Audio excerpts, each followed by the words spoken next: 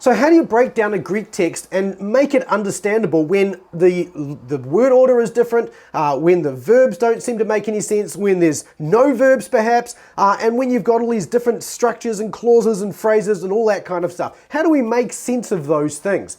Well, I'm not going to give you a comprehensive answer today, but I do want to just go through a number of texts that some of the people inside Master New Testament Greek recently raised to me in one of our office hours call to say, hey, how do we do this?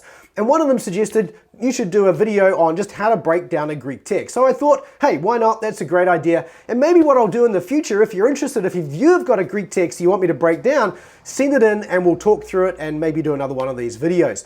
So what I'm going to do in this call is we're going to break down, we'll just talk very briefly about what to look for when you're breaking down a Greek verse. I'm just going to start with the first half of John 3:16, and then we're going to jump into three other texts, two from the Septuagint, the Greek Old Testament, and one from the New Testament. All pretty straightforward, easy-ish texts to work with, but we're going to break those down and we'll work through them from there. So let's get into it and start by working through just the basic sentence structure of John 3:16, at least the first part of John 3:16.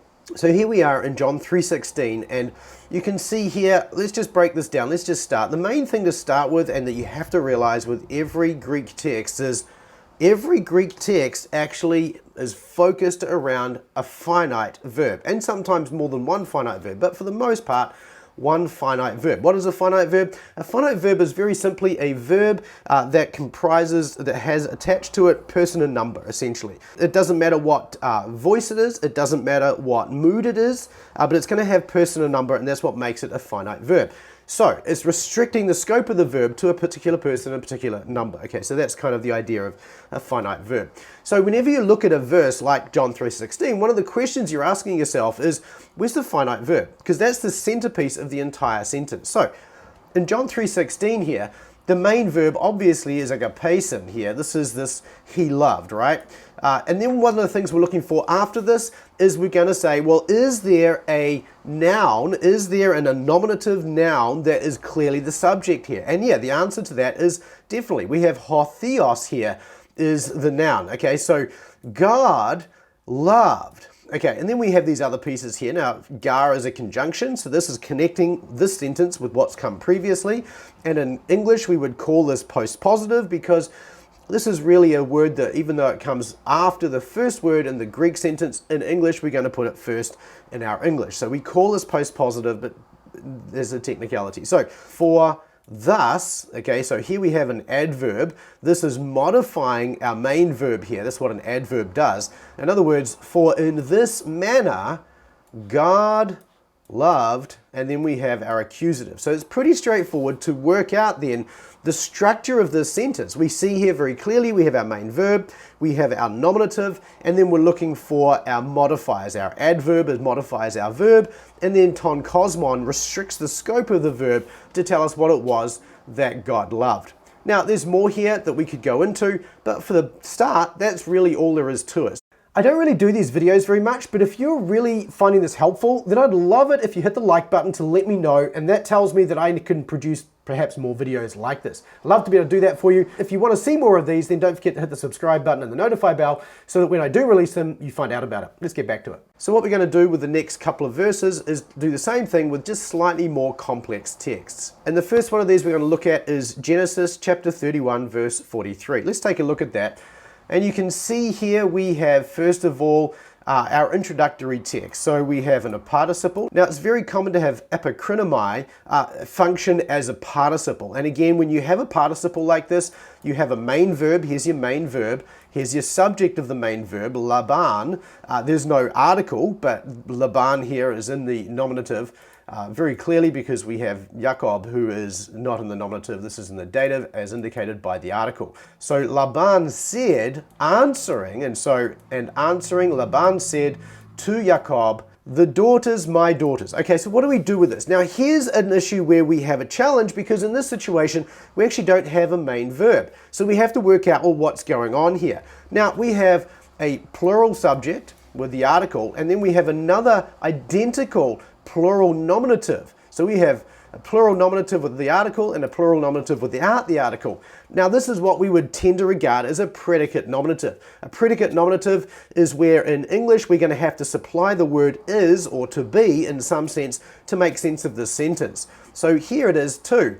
The subject is going to be the word that has the article in this case, and then the other one is going to be the predicate. So the daughters, we could say is my daughters, but that doesn't make sense. The daughters are my daughters. Okay, so the daughters are my daughters, and the sons, my sons. The sons are my sons. Same thing again. And the possessions are my possessions. And everything. Okay, and then we carry on here. As much as you see, it is mine. Now, we're going to just pause there for a moment because there's an editorial issue here that we'll just address in a moment. But for the moment, you can just see here whenever we get kai panta, and you get this a lot in the New Testament as well with hossa, typically you want to see the kai panta as an everything, and then the hossa functioning as an appositional phrase, giving further definition to what he means by everything. Because just because we have all or everything in any given Greek or Hebrew text doesn't mean that it refers to absolutely everything. And so it is here, as much as you see. Laban's not saying everything in the world belongs to him, but just really the things you see. In other words, the possessions, the people, all of what you see between Jacob and Laban at this point, all of it, he's saying, belongs to me. So that's the key point. All right, so what we have here then, it is mine. Okay, so again we have, this is a final clause here if you like, it is mine. This is essentially doing the same job as what we saw here with these previous ones. Again, all of these are just predicate nominatives. The subject of the predicate nominative has the article, the predicate does not have the article, and this is very typical of a predicate nominative. A predicate nominative, you know, where you've got two nominatives, one has the article, one does not. The one with the article is going to be the subject. And we'll talk about when that's overridden in just a moment. All right, so it is mine. Now this then is saying that everything, as much as you see, is mine, right? So we can change this around here. So as much as you see, this is the subject essentially. Estin then is the verb. It is mine, and then mine is the possessive idea here in the accusative. Okay, so that's this first one. Now the issue here with this is that we've got these nice handy commas sort of scattered throughout here, but here we don't, right? And we end up having this very awkward phrasing here that sort of suggests it is mine and my daughter's, right? But that's not what's going on here. What's really going on here is that kai is marking the beginning of a new sentence. So it is mine, full stop. There should be a period after this estin here in this edition, but there's not. The period comes down here. So we're going to take that period and move it after estin, and that means that kai then is functioning as the beginning of a new sentence. Now in Hebrew this is very common because, now this is Greek obviously, but in the Hebrew original we have what's called the waw connective or the vav connective, depending on which form of Hebrew you learnt, which typically begins a sentence. So bear in mind that during these early stages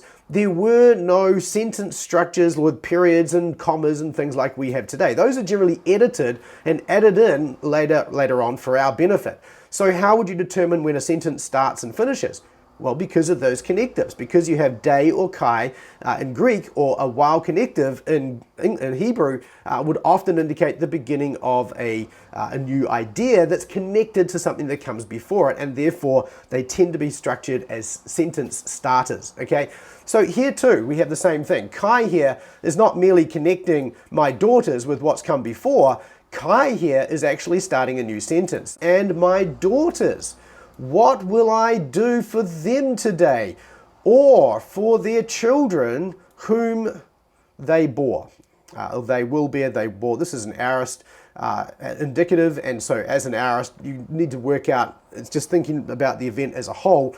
So whether it's future referring, past referring, or just referring to an event without reference to time, you have to work that out from the context. So, but anyway, nonetheless, what we have here is we have this reference point standing out, hanging out like a almost a genitive absolute. It's not, but it's kind of like that in the sense that it's modifying something else in the context here. So what will I do for them today? And who is the them? The to them is obviously for my daughter. So you can see here how the demonstrative is standing in the place of my daughters. What will I do of my daughters, or for my daughters today, or for their children whom they bore or bear. Okay, so basically we can see there that this is, the tricky piece here is this piece here where we have these predicate nominatives, and we have to supply here something that's going to make sense of these predicates. And so we end up having to insert the English word to be in some form. In this case it's a plural, and because the context here drives this back to a present tense thing, so we're going to say are my daughters. He's talking about something he's looking at right now, as we can see here from which you see. You can see then that this has to be a present tense to be verb, and hence they are my daughters. Okay, so that's just a simple way of breaking down Genesis 31:43. All right, so now that we've done Genesis chapter 31, let's go on and look at 1 John chapter 5 verse 1. This is a little bit tricky in Greek, and so we will break this one down as well. And it's made tricky because, well, honestly, your knowledge of translations here is probably not going to be super helpful, and we'll show you why. So here we have passo pistuon. Okay, so first of all, we don't have, that's not our main verb. This is a participle. Where is our main verb? This is the key question here. So let's break this down. So first of all, we can see this is all in the nominative. So this is very likely going to be our nominative subject of the main verb. Everyone who believes. Now, the idea of belief implies content, and content is normally introduced with hoti or sometimes hina, followed by something. And that's exactly what we have here as well. Everyone who believes what? Believes that Jesus is the Christ, all right? Or that the Christ is Jesus. Now, remember we talked about before with a predicate nominative, how if you have the article is going to always be the primary idea, the nominative or the subject of the main verb. So here, notice here, we have a nominative subject here, and then we have Estin, and then we have Jesus, the name. Now, remember before I mentioned that when you have two nouns with Estin or an Amy or a to be verb in the middle, so you have a predicate nominative, one of those two has the article and one does not, the one with the article is going to be the subject. Now, I did mention that can be overridden, and that's what's going on here. This here can be and should be overridden. So let's talk about that very briefly here. The substantive with the article is lower in priority than a pronoun. So, you know, hostis or haute or something like that would be higher in priority than a article on the front of a substantive. But higher even than a pronoun is going to be a proper name. And so here, Jesus is the subject, Jesus is the Christ, because Jesus is a proper name, and a proper name is higher in priority than a substantive with an article. So going back then to our text, what we have here then is hopistuon, and then this hoti clause is its own clause. So in other words, all of this functions together then as the subject of the main verb here. So the main verb, all who believe that Jesus is the Christ, that's your subject. Then you have your verb here, genetai. This one has been born from God. Okay, so this is how you'd have to break down this. Now, this requires some knowledge of clauses. Now, a clause is a fragment that includes a verb, or at least implies a verb, like a predicate nominative that we saw back in Genesis 31. That would be a clause, even though it's a verbless clause. Verbless clauses, you get them in Greek a bit, but for the most part, you're looking for a clause that's going to consist of a verb and, some other things that go around it. But you're going to typically find a verb in a clause. A phrase, on the other hand, does not have a verb in it. So a preposition with a couple of modifiers after it, that is a prepositional phrase. There's no verb in there. Okay, so this is functioning, this whole setup here, the hoti clause with its estin verb and the participle coming before it, all of this functions as the subject together. So the subject is everyone who believes that Jesus is the Christ. Okay, so the hoti then also forms to constrain the participle as well. So the participle then often can take a object, if you like, and that object is often a clause in its own right. So here, the object of pistuon is actually that content clause. So the content clause is functioning, in a sense, a little bit like an accusative would, and then the participle with its verbal idea is functioning as the subject and verb in a sense. So all of that is a little bit tricky, so if that went over your head, don't worry too much about it. The whole thing from pas, ho, pisteuon, hoti Jesus estin ho Christos, all of that is the subject of our main verb, gegenetai. And then we have our modifiers, ekto, theo. Okay, so it has been born from God. Okay, let's carry on. And everyone who loves, and here we have another participle, notice in the accusative case, so where the hoti clause was filling the slot of the accusative before, now we have this accusative, in this case, constraining the scope of the one who loves. The one who loves, the one who begets. Okay, this is a better translation than bears or whatever, and this is where this gets tricky. And then we have our main verb, agapa, loves. So everyone who loves the one who begets, loves also the one who has been begotten from him. Okay, so again, you can see very easily here how that this verb takes this whole idea here as the subject. This is your main verb, this is the object of the participle, and really you're just relying on the closeness of that accusative to the participle to understand that. But typically participles will take their object as an accusative or in the accusative case. Let me just show you one thing here, and that is if we open up the parallel passages here and we consider how this is done. This is the Legacy Standard Bible. This is a pretty good translation, even here as well. Everyone who believes that Jesus has been born, Jesus is the Christ, has been born of God. That's consistent with what we saw before. And everyone who loves the one who gives new birth. So this is taking this active participle here and trying to bring it into some English idea. Now the challenge with this is that in Greek, we have two words essentially for progeneration, okay? We have genao, which is the word we have here, which means to bear or to beget. Now this word is used of both males and females and therefore does not reflect the actual bearing act of the act of bearing children as much as the generative act of creating a child in that sense. The other word is tikto, and tikto is a word that's only ever used of women. This is the physical act of giving birth.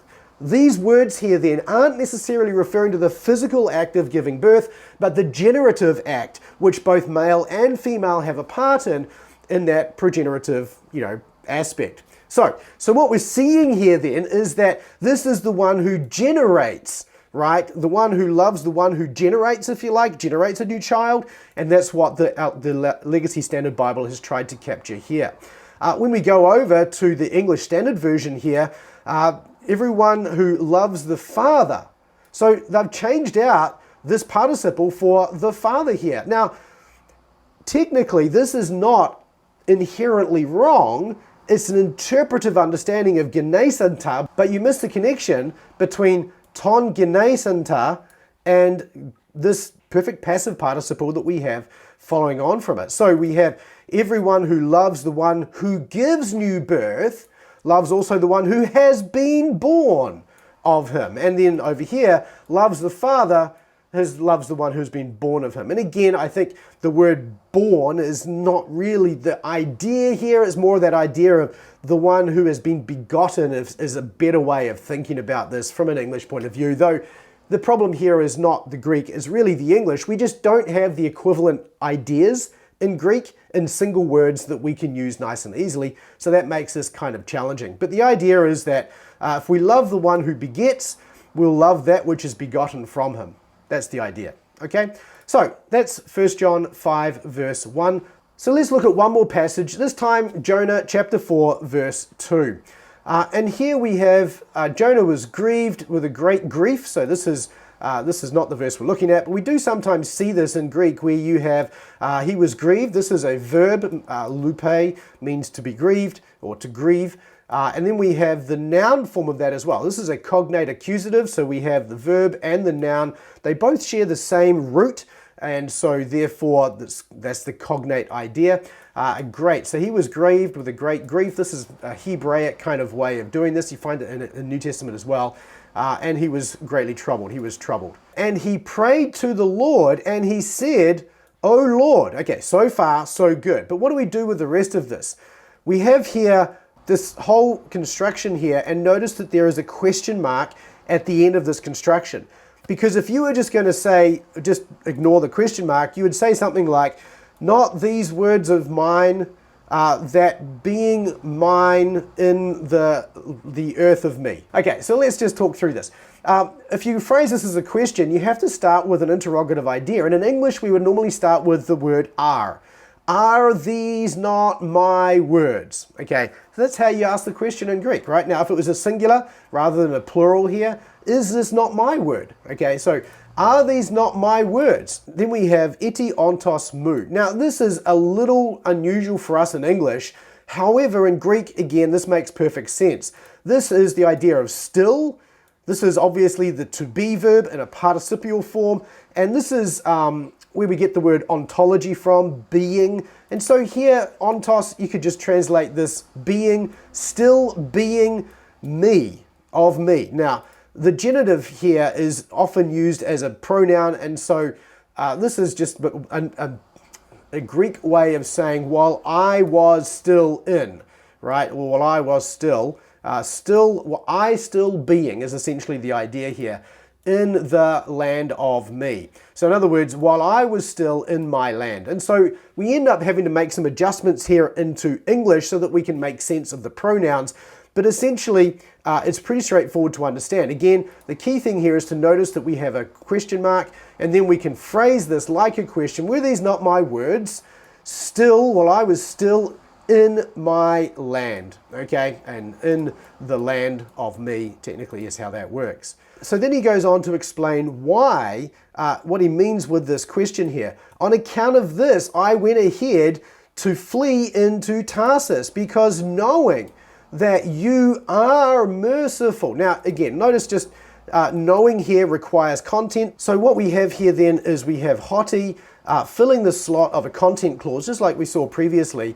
And again, here we have another predicate nominative. This time we have the pronoun, plus we have a nominative adjective, then we have another nominative adjective, and so on. So this first pronoun sits as the subject for all of the adjectives that follow. So that because you are merciful and compassionate, patient, and very merciful, and repenting, and again, the way the word repenting works is perfectly adequate in Greek, but in English, God is not the one repenting, but he's causing repentance. So we just need to rephrase it so that we can say, and granting repentance to the evil ones, to those who are evil. Okay, so again, we have the prepositional phrase here with epi, just really pulling that together, just so that we can sort of see that this has the idea of who that repentance is given to. So granting repentance upon those who are evil. And so we can see the spatial idea of epi working out there.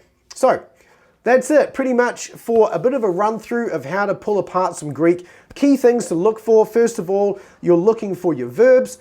The finite verbs are the key. A finite verb, of course, is a verb that has both person and number in it. It could be subjunctive, it could be indicative, it could be optative. It doesn't really matter what mood it is, and it doesn't matter anything else. Just it's got to have person and number. That's a finite verb. Secondly, you want to look at the nominatives, and we've seen a lot of predicate nominatives here, and they do tend to be a bit of a trip up as well. So I hope that's helpful. If you wanted to go through and do this thing on a regular basis with us, we do this every single week. We have our office hours call, we have our Greek reading calls, which we call Greek workshop calls, where we just basically get some Greek text and workshop through it together. All of that's part of both the Mastery membership and the upcoming Growth membership as well, if you're interested in doing that. Starting, well, at least we're starting at a really decent price for the Growth membership. Our introductory price is just going to be $15 a month, and you get to join as many of those as you want. So if you're interested in this and you want to learn even how to do this, the Mastery membership is the place to be, because that's where you get all the course materials that are going to give you the skills to actually be able to pull text apart like this. So if you're interested in any of that, make sure you join our mailing list. Go to bma.to/roadmap to download your roadmap or starter pack and get underway sort of with what's in store, what it takes to go do all of this and learn how to do it. So if this has been helpful, again, like I mentioned earlier, I'd love it if you hit the like button to let me know that this is a helpful video and you'd like to see more videos like this. And if you would like to see more videos like this, leave a comment below. Let me know what verses you'd like me to pull apart and break down, and we'll talk through those together. And maybe if there's a theological thing you've got a question about from a particular verse, maybe we can break that down and look at that as well. So I'd love to hear from you. Leave a comment in the comment section below. We'll see what happens, and if there's enough people interested in seeing more of these, well, maybe we'll do them again in the future. If you have any other questions or comments, leave them in the comment section below. I'll check those pretty regularly, and I look forward to serving you again in the next video. Until then, keep taking small, consistent steps toward mastery, and I look forward to seeing you on that next video. See you there.